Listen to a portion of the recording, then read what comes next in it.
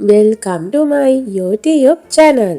මේ වීඩියෝවෙන් විස්තර අරගෙන ආවේ ළඟදීම ජාතික රූපවාහිනියෙන් විකාශය වන විද්‍යා ප්‍රබන්ධ ත්‍රිබොඩි චීන රූපවාහිනී කතා මාලාව ගැන. ත්‍රිබොඩි කතා මාලාව රූපවාහිනිය විකාශය වෙන්නේ කාලාග්නි නමින්. ලියෝ 16 විසින් රචිත The Three-Body Problem නවකතාව අනුවර්තනයෙන් මෙම කතා මාලාව නිර්මාණය කර තිබෙනවා. 2023 වර්ෂයේ ජනවාරි 15 සිට පෙබරවාරි 3 දක්වා කොටස් 30කින් සමන්විතව විකාශය වුණා. මෙම කතා මාලාව ආරම්භ වන්නේ 2007 වර්ෂයේ ගිම්හාන බීජිං ඔලිම්පික් ක්‍රීඩා උළෙල පැවති සමයේදීය.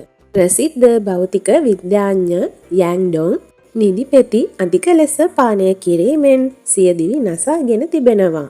නැනෝ ද්‍රව්‍ය විශේෂඥ බැංමියාෝ සහ රහස් පරීක්ෂක ශිකියන් විද්‍යාඥ සියදිවි නසා ගැනීම මාලාවක් විමර්ශනය කරමින් පවතිනවා. ඊටෝ නම් රහස් සංවිධානයක් විසින් සංවර්ධනය කරන ත්‍රිබොඩි නම් VR ක්‍රීඩාවකට සම්බන්ධ වීමෙන් පිටසක්වන ලෝකයක් පෘථිවියේ මනුෂ්‍යත්වයේ ඉරණම සමග සම්බන්ධ වන ආකාරය මෙම කතා මාලාවෙන් ගම්‍යමාන වෙනවා.